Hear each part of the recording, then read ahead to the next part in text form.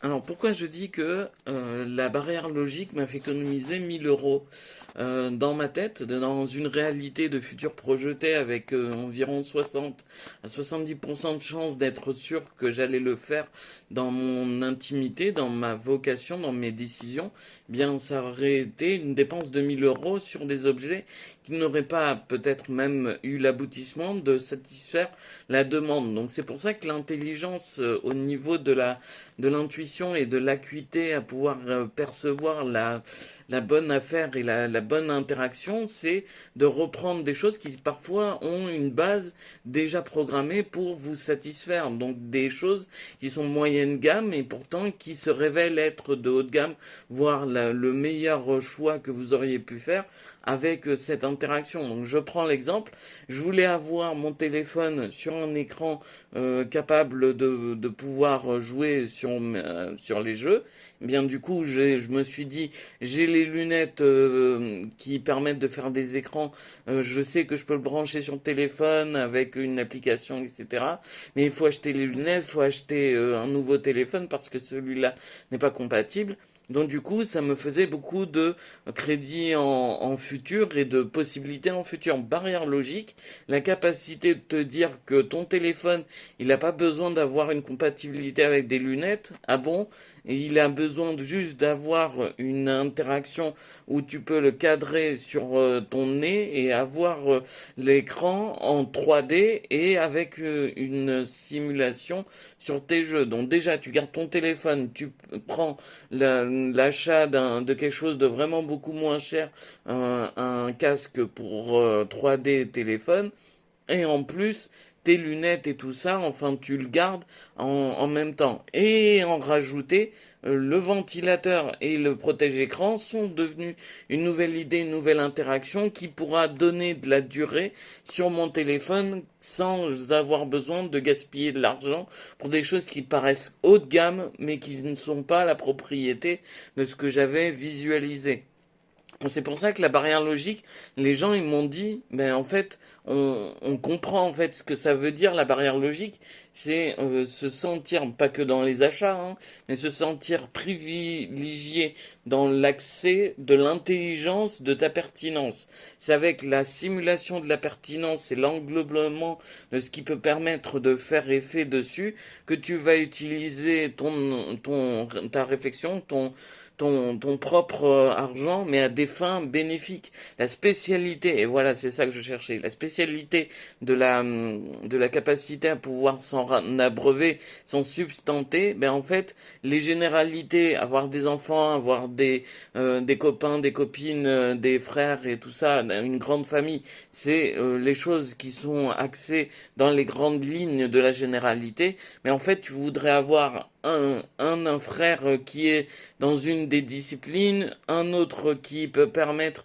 de se stabiliser, peut-être que tu voudrais avoir plus d'accessibilité dans ton travail pour jouer ou pour avoir des temps de pause, pour accéder à une dimension qui paraît de plus en plus parce que là aussi encore, la barrière logique fait effet. Quand est-ce qu'on va concevoir le climat comme étant un handicap de contexte? C'est-à-dire que le handicap vis-à-vis de l'interaction à utiliser sans cesse la chaleur, les sportifs, les événements sociaux, les rémunérations qui ne sont pas assez et qui vous concernent, vous, Tour de France et aussi les autres sportifs qui ont été en Coupe du Monde, une interaction où la fatigue, la santé, la pression médiatique était au centre d'un handicap qui était beaucoup plus que simplement un corps avec deux jambes, deux bras et une tête. C'est-à-dire que vous avez une représentation du fait que le handicap, c'est de la physique ou du mental si c'est très difficile d'accès et vous n'avez pas encore utilisé les inventions et les intonations pour dire existentiellement ça peut être un handicap, contextuellement ça peut être un handicap dans la fonction et en fait cette barrière de l'évolution c'est pas dire donnez-moi de l'argent pour mon handicap, c'est donnez-moi la capacité de confortabiliser son handicap par des temps de pause, par des temps de réaction. Et pareil, quand vous étiez en train de faire les temps de pause ultra faciles, contextuels vis-à-vis des sportifs et des stars, bien les gens s'en plaignaient. Mais il faut concevoir l'information entre le spectateur qui est le client et les sportifs qui sont les professionnels censés centraliser autour du stade et de l'orientation de la ligue ou de la coupe de la FIFA.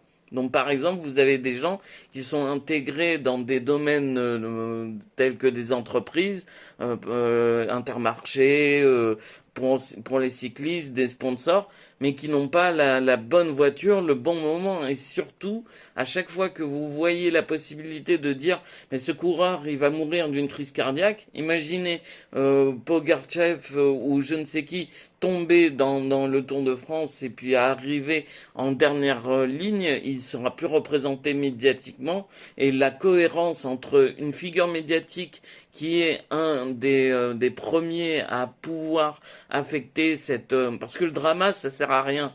Le drama, c'est bon dans les films, mais ça n'est jamais bon dans la réalité. La Seconde Guerre mondiale, la der des der, enfin, ce que je veux dire, c'est que centraliser cette information, c'est vous dire que barrière logique est égale option intellectuelle vis-à-vis de la pertinence.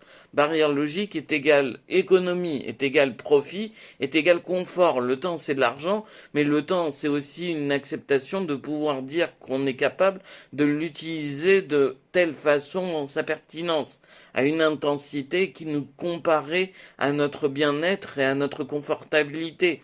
Je vous demande pas de faire par exemple à des conducteurs d'avion 1 heure de repos pendant qu'ils conduisent les avions. C'est-à-dire il faut être cohérent avec le support, le phénomène.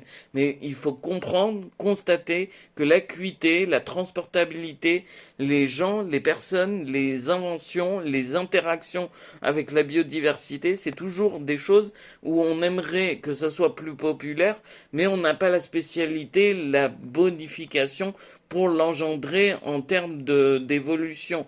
Donc quand on n'aura plus l'accessibilité de pouvoir se dire, mais on a du confort, on peut se permettre d'acheter, de valoriser des actions, d'entreprendre dans des inventions, bien là, on n'aura plus l'accès pour permettre le chemin, par exemple une montre connectée qui fait aussi alerte cardiaque. Enfin, il y a des choses qui sont devenues des gadgets qui sont devenus des fourre-tout de toute électronique, et il y en a d'autres qui auraient pu être des portes ouvertes vers des évolutions. L'hologramme, par exemple, l'hologramme assisté, au lieu d'un robot qui détruit là votre notion de constitution, avoir un habit de cycle et d'interaction de lumière entre ces différentes...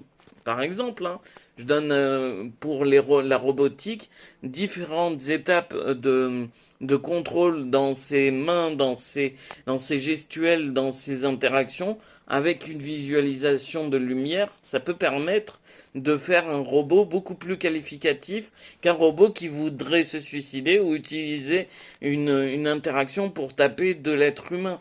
Et donc ça, c'est une capacité à pouvoir contrôler la technologie, parce que la technologie, dans la fonction de la mécanique, ça peut être de la physique, ça peut être un contre-handicap, la technologie, et en même temps, ça peut être le pire de l'humanité. En tout cas, nous avons la question, et les réponses sont très faciles à donner, c'est est-ce que les professionnels ont constaté des évolutions, eux, dans leur confortabilité? Est-ce qu'ils peuvent augmenter leur domaine de proposition et d'interaction vis-à-vis des consommateurs? Est-ce que les personnes qui sont sensibles à pouvoir modifier leur robot comme bon leur semble, est-ce que les lois permettent de faire ce type d'interférence? Enfin, il y a plein de chemins possibles qui vont vous axer vers cette confortabilité d'un futur où on vous dit pas c'est l'écologie,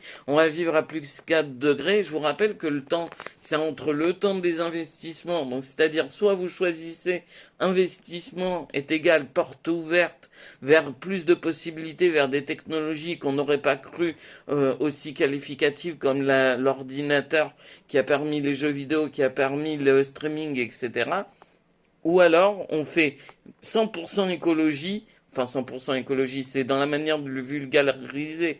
On va dire que plutôt on se restreint pour consister à ne pas se laisser faire par le climat, par l'imprégnation de l'être humain vis-à-vis de lui-même.